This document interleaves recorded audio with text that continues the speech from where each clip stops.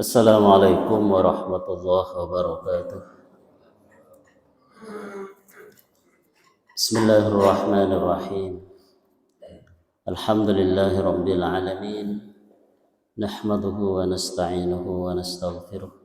Wa na'udzu billahi min syururi anfusina wa min sayyiati a'malina. May yahdihillahu fala mudilla lahu wa may yudlilhu fala hadiya lahu. أشهد أن لا إله إلا الله وحده لا شريك له وأشهد أن نبينا وحبيبنا محمدا عبده ورسوله اللهم صل وسلم وبارك عليه وعلى آله وأصحابه والتابعين لهم بإحسان إلى يوم الدين. قال الله تعالى في القرآن الكريم أعوذ بالله من الشيطان الرجيم بسم الله الرحمن الرحيم واستعينوا بالصبر والصلاة وإنها لكبيرة إلا على الخاشعين الذين يظنون أنهم ملاقو ربهم وأنهم إليه راجعون. أما بعد, hadirin hadirat, bapak-bapak, ibu-ibu, jemaah salat subuh yang dimuliakan oleh Allah Subhanahu wa taala. Marilah kita panjatkan puja-puji syukur kehadirat Allah Subhanahu wa taala. Allah Subhanahu wa taala telah memberikan kita banyak kenikmatan yang tidak mungkin kita menghitung kenikmatan-kenikmatan yang telah diberikan oleh Allah Subhanahu wa taala yang kita nikmatin dalam kehidupan ini. Sehingga kita harus selalu mensyukuri, ya. Harus selalu mensyukuri atas nikmat yang diberikan oleh Allah agar kita tidak menjadi hamba yang takabur, ya. Menjadi hamba yang membangkang terhadap Allah. Jadi harus kita selalu ingat nikmat-nikmat yang diberikan oleh Allah Subhanahu wa taala. Kemudian juga selawat dan salam semoga selalu tercurah limpahkan kepada Nabi kita, Nabi besar Muhammad sallallahu alaihi wasallam, juga segenap keluarganya dan para sahabatnya dan tabi'in serta orang-orang yang mengikuti petunjuk mereka hingga hari kiamat. Hadirin hadirat, bapak-bapak, ibu-ibu yang dimuliakan oleh Allah Subhanahu wa taala. Alhamdulillah, ya, kita dijadikan orang yang mengikuti aturan Allah Subhanahu wa taala. Ini sungguh nikmat yang luar biasa. Di antara nikmat-nikmat yang diberikan oleh Allah adalah kita dijadikan orang yang patuh mengikuti perintah-perintah Allah Subhanahu wa taala. Sebenarnya ketika Allah Subhanahu wa taala mensyariatkan ibadah, Allah mewajibkan ibadah kepada hambanya, ini sebenarnya pada hakikatnya Allah itu ingin agar hamba-hambanya itu dekat dengannya. Jadi ibadah-ibadah yang Allah syariatkan, Allah wajibkan kepada hambanya, Allah wajibkan kepada kita. Sebenarnya kita itu agar dekat dengan Allah. Bagaimana agar kita itu dekat dengan Allah? Jadi maksudnya apa? Kita selalu ingat kepada Allah. Ya. Kita bayangkan kalau sekarang kita bisa menilai diri sendiri, seberapa dekat kita dengan Allah, seberapa sering kita mengingat Allah. Begitu. Jadi kita bisa menilai sendiri. Kalau kita ingatnya kepada Allah itu sangat sedikit dibanding yang Allah berikan waktu kepada kita, maka kita perlu beristighfar kepada Allah. Coba bayangkan kapan kita ingat kepada Allah. Kadang ketika sholat pun Yang sholat itu adalah untuk mengingat kepada Allah, tapi ketika kita melaksanakan sholat, itu kadang-kadang hanya berapa persennya kita itu ingat bahwa kita itu sedang menghadap Allah. Ya, umpama kita melaksanakan sholat sebanyak 10 menit. Dalam 10 menit itu kita hitung ada berapa menit kita mengingat Allah dalam sholat itu. Nah, begitu. Ada berapa menit? Ini kadang-kadang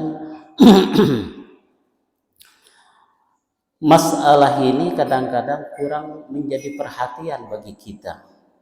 Masalah seperti ini kadang-kadang sering kita lupakan bahwa kita ketika melaksanakan ibadah itu perlu kita itu ingat kepada Allah. Jadi oleh karenanya dari pertemuan-pertemuan seperti ini kita mengharapkan agar kita lebih baik lagi dalam menjalankan agama Allah. Jadi, apalagi di zaman-zaman sekarang itu yang di akhir zaman. Kalau banyak orang itu mengatakan bahwa zaman sekarang itu sudah zaman fitnah. Jadi banyak sekali hal-hal yang menjauhkan kita dari Allah. Itu banyak sekali. Terutama dari kesibukan duniawi zamannya. Ini tidak terbayangkan mungkin pada bapak-bapak itu tidak terbayangkan masa sekarang ini masih 30 tahun yang lalu tidak terbayangkan bahwa kita itu akan memasuki zaman seperti sekarang. Ya. Jadi betapa banyak hal-hal yang menjauhkan kita dari ingat kepada Allah. Sekarang umpama kita ingat kepada Allah 5 menit lagi, 10 menit lagi sudah hilang. Sudah berjalan di jalan sudah tidak ingat kepada Allah. Bahwa ini bahkan diri kita ini sebagai hamba Allah juga pun kadang-kadang sudah tidak ingat. Bahwa kita itu sebenarnya diatur dalam kehidupan kita itu oleh Allah Subhanahu wa Ta'ala. Sebagai kita orang Islam, ya, sebagai kita orang Islam, begitu manusia itu masuk ke dalam agama Islam, maka disitulah ada aturan-aturan yang harus kita ikutin. Otomatis harus kita ikut. Berbeda kalau manusia itu menjadi orang kafir. Terserah kalau orang kafir. Karena nanti di akhirat itu tidak akan ada hisab bagi mereka.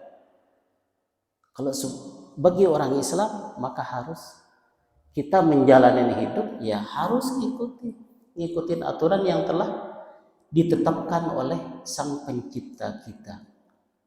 Nah, di zaman sekarang ini banyak yang ingin menjauhkan kita dari mengingat kepada Allah Subhanahu wa Ta'ala. Sehingga diharapkan dari pertemuan demi pertemuan ini lebih meningkatkan pengamalan kita, pengetahuan kita tentang agama kita, bagaimana seharusnya kita menjalani hidup sesuai tuntunan agama ini. Ya, bagaimana seharusnya? Karena sebenarnya Allah Subhanahu wa Ta'ala telah menentukan dalam kitab Al-Qur'an melalui sabda-sabda Rasulullah sallallahu alaihi wasallam itu sudah cukup untuk dijadikan petunjuk oleh kita dalam menjalani hidup ini. Hadirin bapak-bapak, ibu-ibu yang dimuliakan oleh Allah Subhanahu wa Ta'ala. Jadi ini berkaitan dengan khusyuk. Jadi khusyuk, ya, khusyuk. Salat sebagai ibadah yang paling utama menurut Allah Subhanahu wa Ta'ala. Ini perlu kita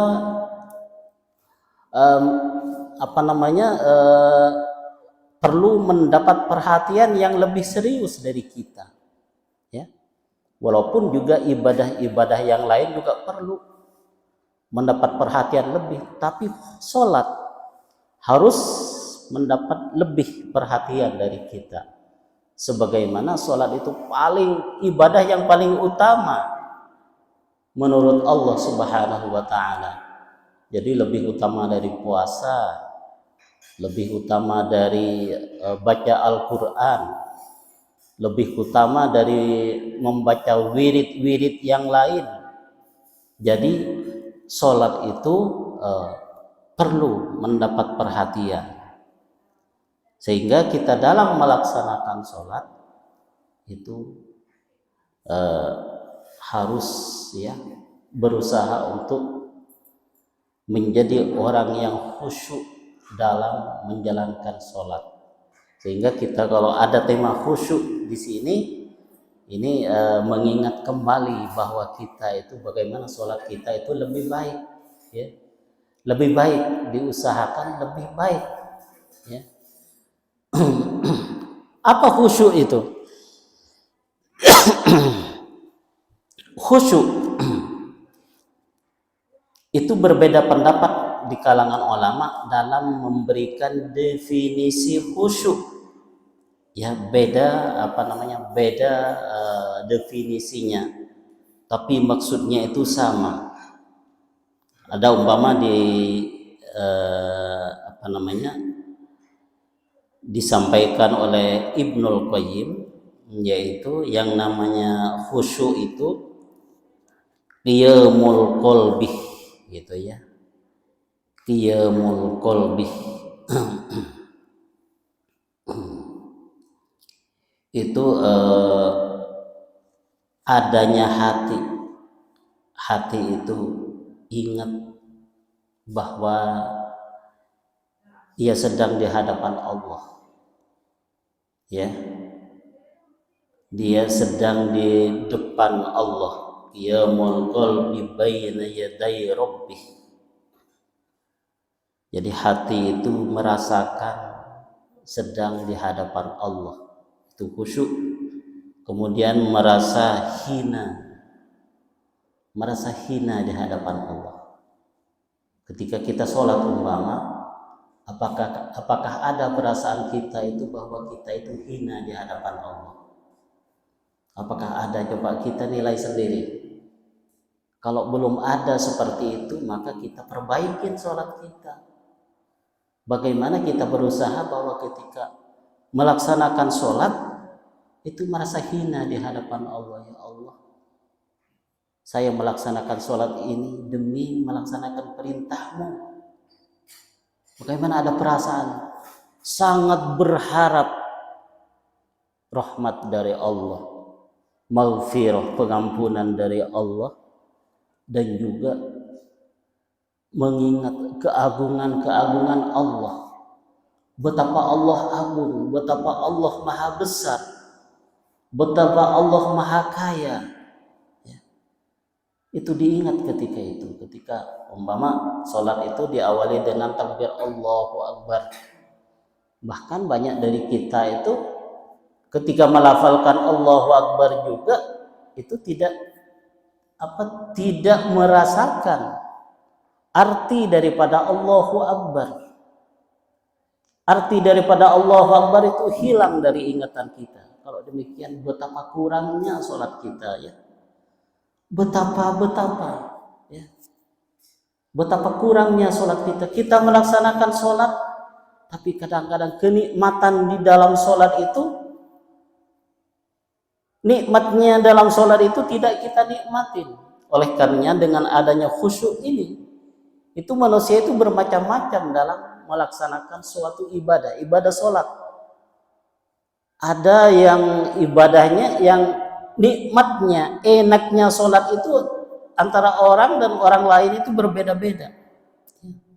Itu tergantung kekhusyukan. Bahkan dikatakan khusyuk itu adalah ruhus sholat. Jadi ruh sholat, nafas daripada sholat itu adalah khusyuk, nafasnya.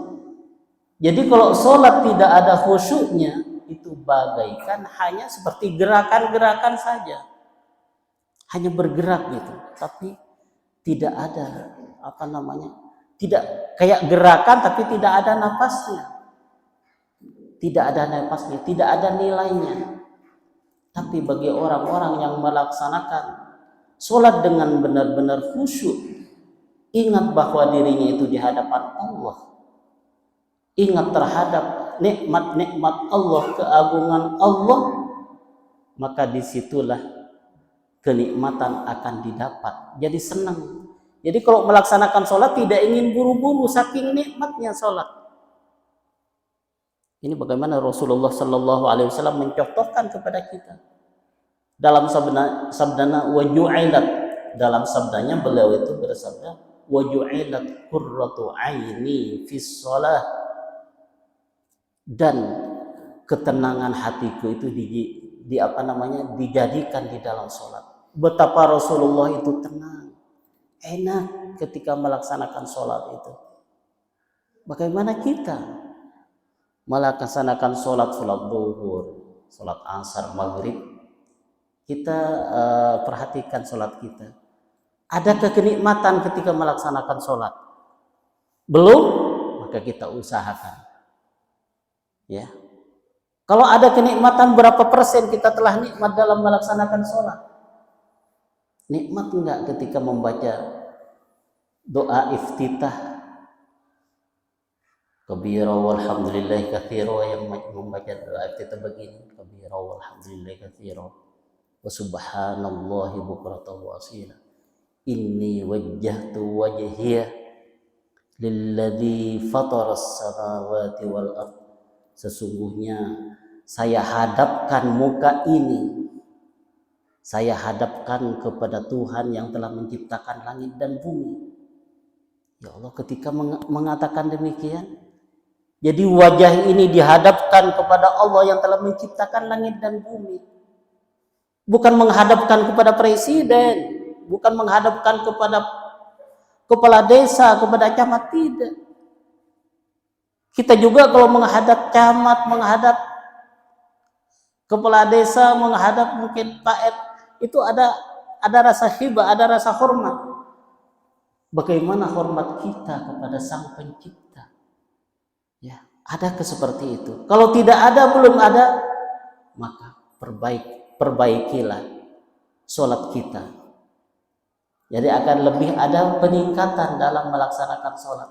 Sehingga nikmat sholat itu tidak mau buru-buru selesai dari sholat. Saking enaknya melaksanakan sholat. Orang itu berbeda-beda. Ya, berbeda-beda dalam merasakan nikmatnya ketika melaksanakan sholat. Ya, berbeda-beda. Jadi kalau sholat dilaksanakan dengan penuh kehusukan, khusyuk dalam melaksanakan sholat, insya Allah sholat itu akan memberikan kenikmatan. Ya, akan memberikan kenikmatan. Jadi khusyuk, ingat bahwa diri kita itu sedang berhadapan dengan Allah Subhanahu wa Ta'ala, sedang menjalankan perintah. Jadi merendahkan diri di hadapan Allah, merendahkan diri, ya. Jadi merasa hina diri ini di hadapan Allah, di hadapan Allah.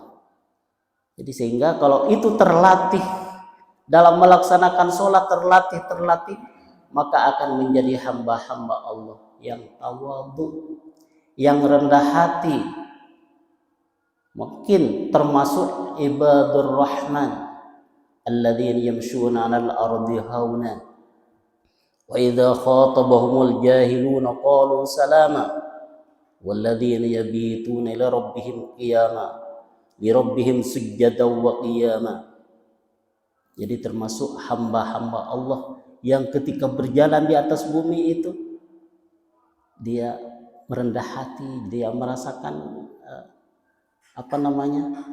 merasakan ada pengawasan dari Allah, ada harapan untuk mengharap nikmat-nikmat dari Allah, ya. Terus begitu. Itu dengan latihan kita melaksanakan sholat dengan khusyuk. Jadi kalau belum khusyuk sholat kita, maka ya berusaha, ada latihan-latihan yang harus dijalankan, ya, yang harus dijalankan. Bapak-bapak, ibu-ibu yang dimuliakan oleh Allah Subhanahu wa Ta'ala. Jadi sholat itu sangat penting dilakukan dengan khusyuk. Bahkan ada sebagian ulama yang mensyaratkan.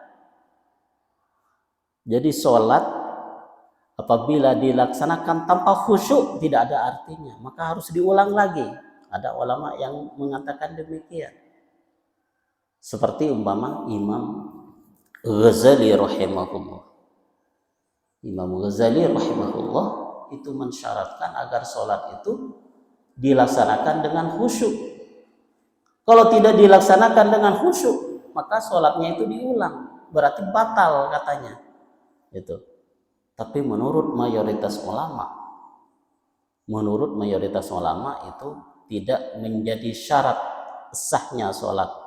Jadi sehingga sholat asalkan syarat rukunnya kita penuhi, walaupun tidak ada kehusukan di situ, maka menurut ulama itu sholatnya tetap sah, tapi ada kekurangan pahala di situ.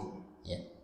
Ada kekurangan pahala, sehingga bagus tidaknya, kualitas tidaknya sholat itu tergantung kita laksanakan dengan khusyuk atau tidak. Ya, jadi berbeda-beda pahalanya, walaupun umpama pahalanya sholat sekian, tapi di antara satu orang dengan orang lain akan berbeda-beda pahala yang diberikan oleh Allah Subhanahu wa taala, pahala sholatnya. Ya, berbeda-beda. Oh, ini cuman ingatnya khusyuknya berapa persen saja, dikasih oleh Allah sedikit begitu. Oh, ini sholatnya lebih banyak khusyuknya, lebih banyak gitu. Ini juga menjadi perhatian bagi kita, sehingga kita melaksanakan sholat itu nanti pahalanya yang diperlihatkan oleh Allah itu banyak pahala sholatnya, pahala sholat zuhur, sholat asar, itu banyak pahalanya. Bagaimana kita berusaha untuk melaksanakan dengan khusyuk, ya, khusyuk. Jadi apa itu khusyuk? Ya seperti itu, ingat bahwa dirinya itu sedang berada di hadapan Allah dengan mengharap ridho dari Allah, bahkan sampai nangis-nangis saking butuhnya ridho Allah. Sholat sambil nangis, bisa nggak? Coba bayangkan selama kita sampai umur sekarang ini, pernahkah sholat itu nangis? Pernahkah nangis sholat maghrib, sholat isya? Pernahkah ada tangisan dalam hati ini? Tanyakan kepada, aduh kalau nggak pernah nangis sholatnya, ya Allah betapa kurangnya, betapa sedikitnya pahala yang akan diberikan oleh Allah. Ya, betapa sedikitnya. Jadi harus kita selalu ingat. Jadi kalau sudah dengan penuh harapan benar kepada Allah, itu saking besarnya harapan kepada Allah, itu bisa timbul nangis di dalam sholat itu. Saking besarnya, ya Allah, saking mengingat mengingat kelalaian kita dalam memenuhi hak-hak Allah, dalam menjalankan ibadah kepada Allah, saking kurangnya, merasa kurang. Takut diri ini dalam melaksanakan kewajiban kepada Allah, takut tidak diterima oleh Allah, saking kurangnya. Coba bayangkan kalau kita umpama ingin mengajukan pekerjaan, ya, umpamanya pekerjaan, ingin ada lowongan kerja, kita ingin masuk kerja, bagaimana agar diterima? Tentu syaratnya itu dipenuhi oleh kita. Sampai warna ematnya pun, ya, harus diikutin. Coba bayangkan, kita dalam bermuamalah dengan manusia saja, foto 3 lembar, kita ini lengkapin 3 lembar. Oh, itu katanya backgroundnya yang background merah. Nah, sedangkan kita biru backgroundnya, diketak lagi fotonya. Ya. Oh, ininya tulisannya harus pakai kertas ukuran berapa, diubah lagi. Itu saking apa? Saking pengennya kita itu diterima. inginnya. Sehingga kalau tidak memenuhi syarat seperti itu pun, maka potensi untuk tidak diterima itu besar sekali. Ya, apalagi kita dalam bermuamalah dengan Allah Subhanahu wa taala, dalam bermuamalah bagaimana apa yang telah disyaratkan oleh Allah Subhanahu wa taala, kita berusaha untuk memenuhi. Sehingga kita ketika melaksanakan sholat ingat. Jadi kalau mau khusyuk itu ingat bahwa kita sedang sholat. Kadang sering sekali ya kita itu tidak ingat bahwa sedang sholat.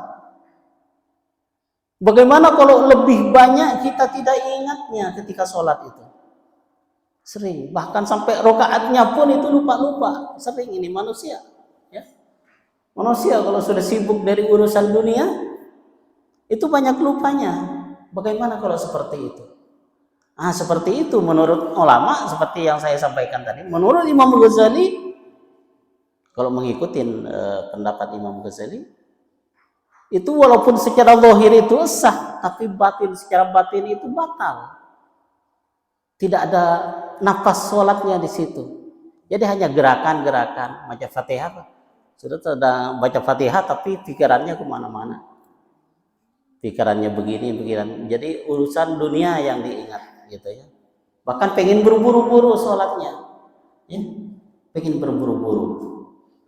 Itu bagaimana kita apabila masih tingkat sholat kita masih seperti itu, maka perlu ada perbaikan sedikit-sedikit, ya. Atau kita ketika sholat hanya dalam rakaat pertama yang ingat kepada Allah, rakaat keduanya sudah mulai ingat kepada yang lain-lain. Itu sekarang ditingkatkan lagi, ya. Kalau sudah ingat seperti itu, dibalikkan lagi, oh ya Allah, saya lagi ada di hadapan Allah Subhanahu wa taala. Rasulullah sallallahu alaihi wasallam bersabda, itu yang diriwayatkan dari Ammar bin Yasir, itu sabda Rasulullah sallallahu alaihi wasallam, innar rajula la yansarifu min salatihi wa ma kutiba lahu illa asharu salatihi illa usyuru salatihi. Jadi sesungguhnya orang laki-laki, perempuan juga termasuk, ya. Jadi ada hukum kalau umpama disebutkan seorang laki-laki, maka perempuan juga termasuk di situ. Jadi la yansarifu min salatihi, selesai melaksanakan sholat, tapi wa ma kutiba lahu min salatihi illa usyuruha, maka tidak ditulis dari pahala sholatnya itu kecuali 1/10, dapat nilai 1/10 saja. Ada orang yang selesai sholat tapi hanya diterimanya 1/10, yang ditulis oleh Allah hanya ditulis 1/10 saja. Wa thumunuha ada yang, wa tusu'uha ada yang 1/9 yang dapatnya, ada yang 1/8 mendapat 1/8 dari pahala sholatnya, ada yang 1/7, ada yang sampai 1/3, lumayan banyak dapat 1/3 dari pahala sholat, ada yang dapat 1/2, ya. Itu sabda Rasulullah sallallahu alaihi wasallam, sehingga ini menjadi motivasi bagi kita bagaimana kita itu mendapat pahala penuh dari sholat itu. Jadi jangan hanya mendapat 1/10, jangan hanya mendapat 1/9, 1/8, atau 1/3, atau 1/4, 1/3, atau 1/2, ya. Jadi lumayan dapat 1/2. Tapi bagaimana kita menjalankan sholat itu mendapat penuh, ya, mendapat penuh dari pahala sholat itu. Jadi ini pentingnya khusyuk dalam melaksanakan sholat, sehingga ibadah yang kita kerjakan itu benar-benar memiliki kualitas, ya. Jadi lebih memperhatikan kualitas juga. Ini sangat penting. memperhatikan kualitas daripada ibadah kita. Hadirin bapak-bapak, ibu-ibu yang dimuliakan oleh Allah Subhanahu wa taala. Sekarang bagaimana caranya kita agar kita khusyuk dalam melaksanakan sholat? Itu tadi sudah satu, ya. Di antaranya agar kita khusyuk dalam melaksanakan sholat juga itu banyak berdoa kepada Allah, minta kepada Allah Subhanahu wa taala, kasratul iltija, minta kepada Allah dengan penuh kekhusyukan dalam minta juga. Berdoa itu dengan penuh khusyuk juga. Jadi khusyuk, fokus dengan apa yang kita doakan.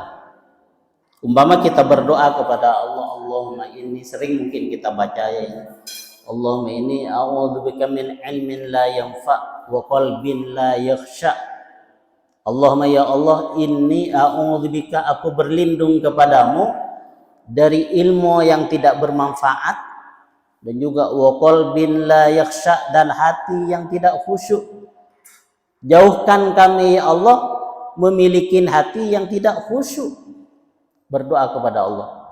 Wa qalbin la yakhsha wa 'ainin la tadma, dan mata yang tidak mengeluarkan air mata. Jadi minta perlindungan kepada Allah, semoga dijauhkan dari memiliki mata yang tidak mengeluarkan air mata karena khusyuk. Ya. Jadi bagaimana ibadah itu bisa mengeluarkan air mata, wa 'ainin la tadma wa nafsin la tashba, dan diri yang tidak tidak merasa kenyang. Jadi jauhkan dari diri ini yang selalu tidak merasa puas. Ya. Kadang-kadang memang ada orangnya itu kan, tidak merasa puas, masih kurang terus. Makan juga kurang, maunya ini, mau makan ini terus setiap hari. Ini juga minta perlindungan kepada Allah apabila dijadikan orang seperti itu. Wa 'ainin la tadma wa nafsin la tashba. Ini yang pertama. Jadi banyak minta pertolongan kepada Allah Subhanahu wa taala agar dijadikan orang yang khusyuk dalam doanya, khusyuk dalam sholatnya, khusyuk dalam zikirnya, khusyuk dalam baca Al-Qur'annya dan lain semacamnya. Jadi minta pertolongan. Jadi semoga dijauhkan dari hati yang tidak memiliki kekhusyukan dalam menjalankan ibadah kepada Allah Subhanahu wa taala. Kemudian juga di antara sebab-sebab agar khusyuk dalam sholat itu yaitu memikirkan arti apa yang sedang dibaca. Nah, itu pikirkan. Ingat artinya, apa kita sedang membaca apa, itu ingat.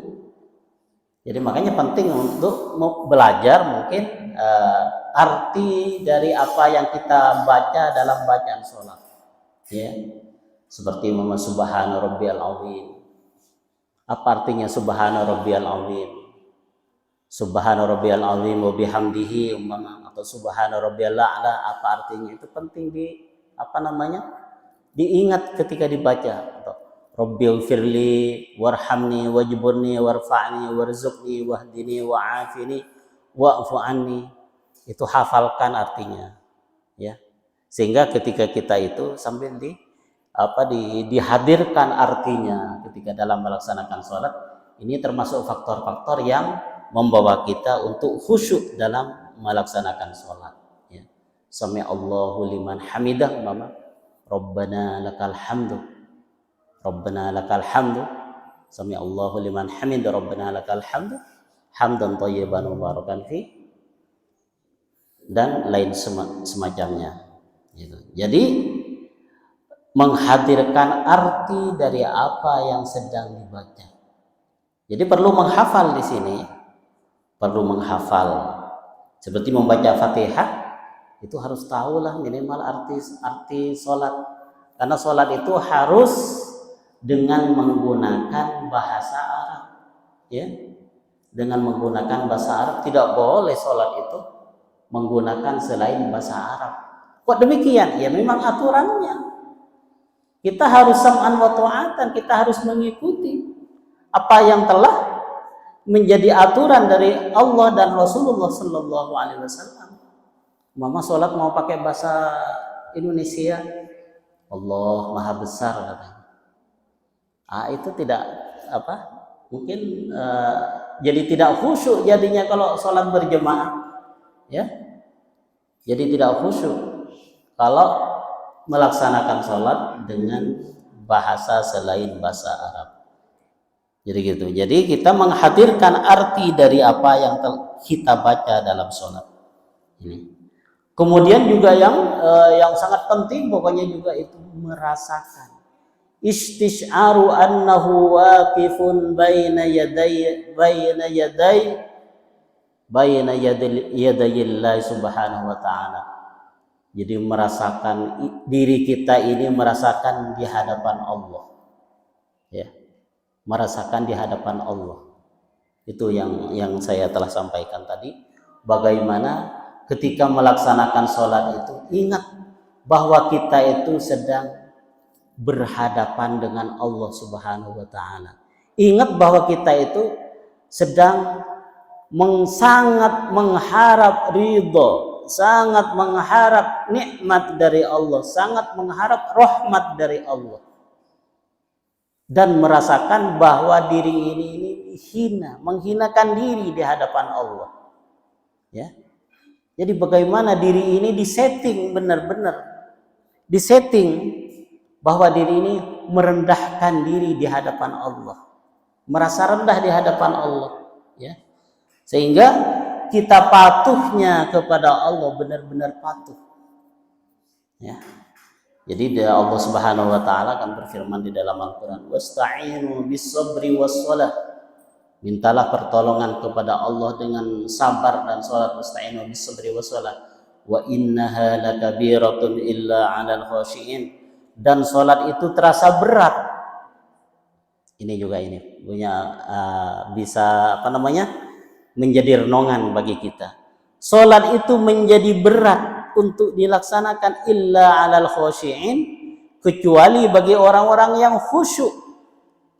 Jadi kalau dalam melaksanakan salat tidak khusyuk, ini mau melaksanakan salat terasa berat terus ini. Bagaimana agar melaksanakan salat itu terasa ringan dalam melaksanakan salat? Khusyuklah. Khusyuklah dalam melaksanakan salat. Kalau belum bisa, dimulai dari sekarang. Khusyuk, diusahakan. Berapa persen dulu khusyuknya? Besok berapa persen khusyuknya? Harus dilatih. Kalau belum, kalau belum bisa melaksanakan sholat dengan khusyuk, maka latih dulu kita itu. Ingat, betapa kurangnya kita melaksanakan ibadah kepada Allah, ya. Betapa kurangnya, ingat kekurangan kita. Padahal Allah itu inginnya khusyuk. Sholat tanpa khusyuk, ya di mana pahalanya nanti? Kita disuruh berbekal kepada Allah untuk kehidupan akhirat. Tapi dari mana bekalnya? Kalau sholatnya juga pun tidak dilaksanakan dengan khusyuk. Jadi harus dimulai. Jadi kalau tidak melaksanakan sholat dengan khusyuk, maka sholat itu terasa berat. Jangankan nikmat melaksanakan sholat, masih terasa berat. Ya, terasa berat dalam melaksanakan sholat. Berarti melaksanakan sholat itu kurang khusyuknya, ya. Siapa orang-orang yang telah khusyuk melaksanakan sholat itu di dalam Al-Quran? Alladzina yadhunnuna annahum mulaqu rabbihim.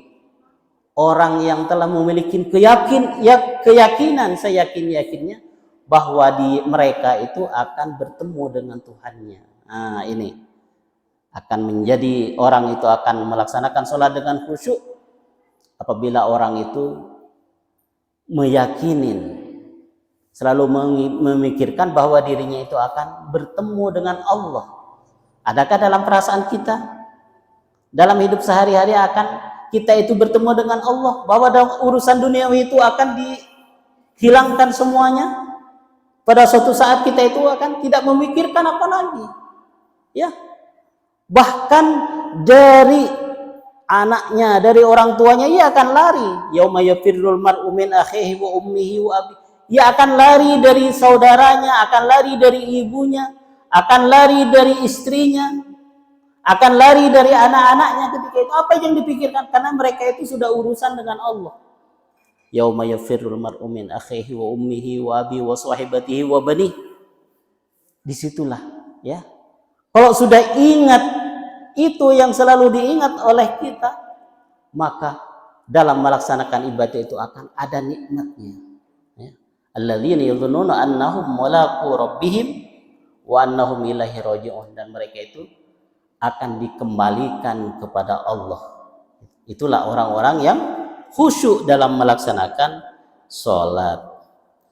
Kemudian juga ketika sholat biar khusyuk itu ingat bahwa orang yang tidak khusyuk itu tidak mendapat bagian.